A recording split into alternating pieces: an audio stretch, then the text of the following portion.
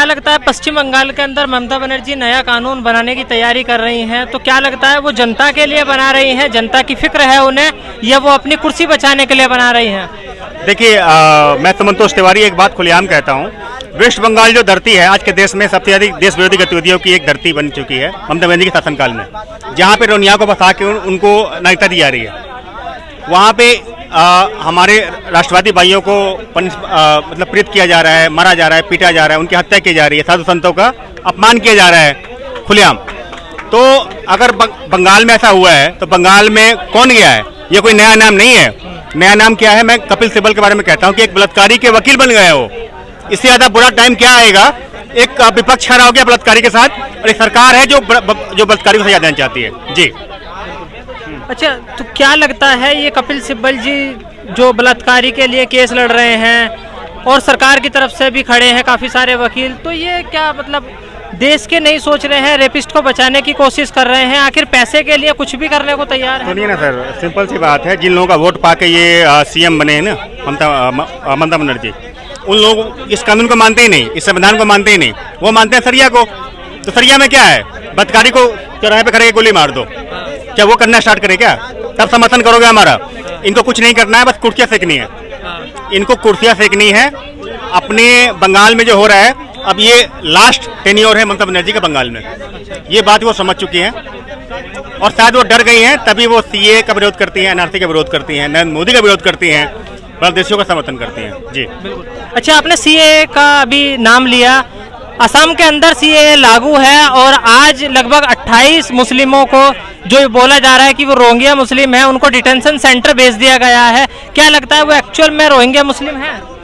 अच्छा सर, ये सवाल इंडिया में क्यों उठते हैं? चाइना में एक मेजोरिटी के ऊपर जहाँ पे मुस्लिम है ना, उनको डिटेंशन सेंटर में बंद कर दिया गया, सुधार केंद्र में, क्योंकि पूरे वर्ल्ड को लगता है कि इस कम्युनिटी को सुधार की जरूरत है, क्योंकि ये बिजली कमेटी है, ये इनको अगर फ्रीडम दिया जाएगा तो ये राष्ट्र विरोधी काम करेंगी, ये दंगा फैलाएंगे या आतंकवादी बनेंगे, इसलिए इनको सुधार की जरूरत है। जब चाइना कर रहा है, अमेरिका कर रहा है, तो इंडिया क्यों नहीं करेगा? इंडिया क्यों नहीं करना? इंडिया के अंदर क्यों नहीं होना चाहिए?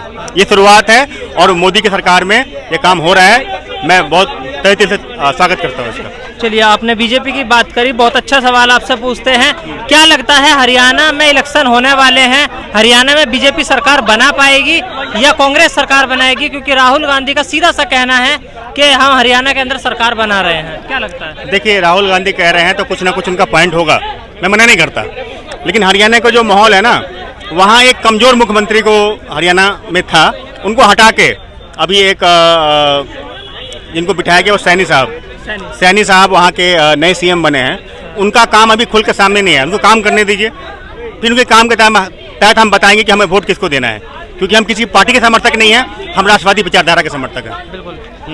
क्योंकि राहुल गांधी का ये कहना है कि युवा आज मेरे साथ हैं और राहुल गांधी अपने आप को एज ए युवा नेता रिप्रेजेंट भी करते हैं, तो क्या लगता है देश का युवा राहुल गांधी के साथ है? देखिए, युवा की बात तो करनी नहीं चाहिए। एक 50 साल का आदमी अगर खुद को युवा कहता है तो ये अपने आप में एक बहुत बड़ा मजाक है। एक 50 साल का आदमी अगर खुद को युवा कहता है तो ये अपने आप में बहुत बड़ा जोक है, इसलिए राहुल गांधी को लोग पप्पू कहते हैं। जी। अच्छा, हरियाणा में फिर जम्मू कश्मीर चलते हैं, जम्मू कश्मीर में भी इलेक्शन आने वाले हैं और राहुल गांधी ने जिनके साथ पार्टनरशिप करी है उनका सीधा सा ये कहना है कि हम जम्मू कश्मीर के अंदर धारा 370 को वापस लेकर के आएंगे, तो क्या लगता है बीजेपी वहाँ इलेक्शन जीत पाएगी या कांग्रेस जैसी पार्टियां सरकार बना लेंगी? देखिए, मैं श्योर नहीं हूँ कि कहाँ बीजेपी क्या करेगी, लेकिन ये राष्ट्रवादी आवाज है, ये हर परिस्थिति में कायम रहेगी। हमारा मुहिम है कि योगी बाबा को पीएम बनाना। जब योगी बाबा आ जाएंगे तब हम देखेंगे कि इस देश में कैसा शासन है। मोदी जी को जो करना था, जो कानून थे हटाने थे।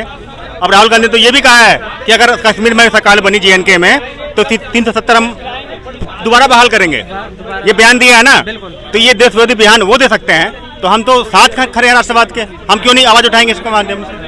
चलिए, बहुत अच्छा सवाल आपने पूछा, बोला अभी कि हम योगी आदित्यनाथ को देश का प्रधानमंत्री देखना चाहते हैं।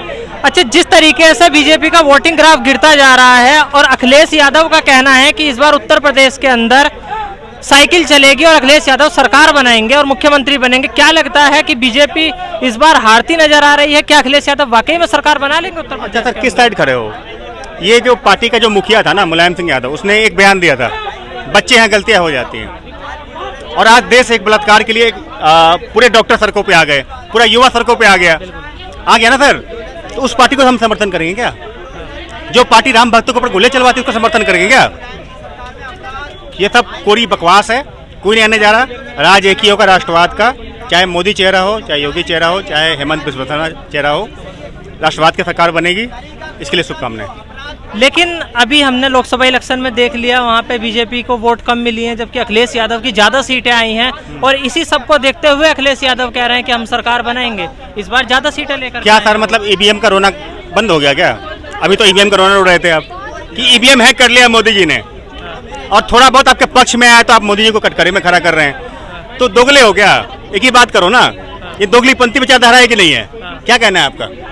आप कैसी बातें करते हो? जब आप पूरे एक बहुमत से हारते हो तब मोदी जी को कहते हो कि ईवीएम हैक कर लिया, जब कुछ सीटें आ जाती तो कहते हो मोदी जी हार गए, अयोध्या हार गए।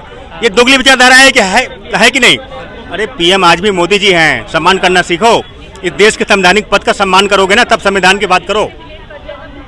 जी तो सर, हमें आजकल बहुत देश के अंदर से रेप की जगह जगह से खबरें मिल रही हैं। जैसे बंगाल का बहुत पॉपुलर केस हो चुका है, वहीं उत्तर प्रदेश के अंदर हमें कन्नौज से रेप की खबर मिली, और फिर अयोध्या से मिली, एक देहरादून में बस में बच्ची का रेप हो जाता है। ये जगह जगह से हमें रेप की खबरें मिल रही हैं। हमारे देश की सरकार एक ऐसा कानून क्यों नहीं बनाना चाहती है, या क्यों नहीं बना रही है, जिससे जो आरोपी है, अपराधी है, उसको जल्द से जल्द और कड़ी से कड़ी सजा दी जाए? फिर सर आप वहीं पे लेके आ गए ना। आप एक टाइम में आप बात करते हैं विपक्ष की, जब कपिल सिब्बल ऐसा बड़ा नेता, कांग्रेस का एक गांधी परिवार का बड़ा क्लोज एक बंदा, जब एक बलात्कारी के साथ खड़ा होता है ना, तब सरकार को भी लगता है इस संविधान में कोई ना कोई गैप है, तब एक नया कानून बनता है। और दोनों चीजें अपने आप में अनपैरेलल हैं। बुलडोजर चलाएंगे तब भी दोषी, बलात्कारी को सजा देंगे तब भी दोषी। और कपिल सिब्बल का खड़ा होना दोषी नहीं है, और इस देश के बलात्कारियों को इनोसेंट बताने वाला दोषी नहीं है। राम भक्त के ऊपर गोली चलाना दोषी नहीं है, तो दोषी कौन है? मैं पूरे विपक्ष को ये सवाल पूछता हूँ कि अगर दोषी तुम नहीं हो तो ये तानाशाही सरकार कैसे है?